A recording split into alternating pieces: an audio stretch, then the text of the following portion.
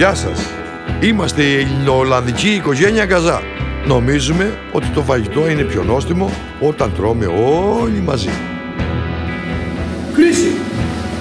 Ουρανό λοβόι! Let's go! Παίρνουμε το φορτηγάκι και η Ελλάδα. Είναι μακρύς ο δρόμος μέχρι την Κρήτη. Επιτέλους, φτάνουμε στο χωριό. Μετά τις ευλογίες του παπά, είμαστε έτοιμοι και αυτή τη γωνιά να μαζέψουμε τις ελιές. Έχουμε κάποια από τα καλύτερα δέντρα στον κόσμο.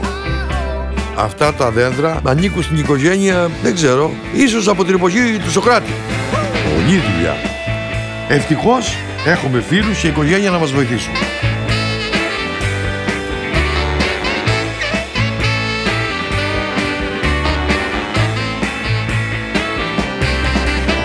Όταν τελειώσουμε τα δέντρα, πάμε τις ελιές στο χωριό για να βγάλουμε το λάδι αμέσως.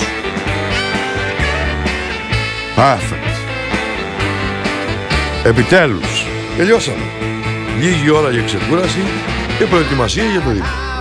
Φυσικά, είναι καλεσμένο όλο το χωριό για να γιορτάσουμε την καινούρια σοδιά. Και με τους φίλους μας στην Ολλανδία απολαμβάνουμε τα καλύτερα της Κρήτης.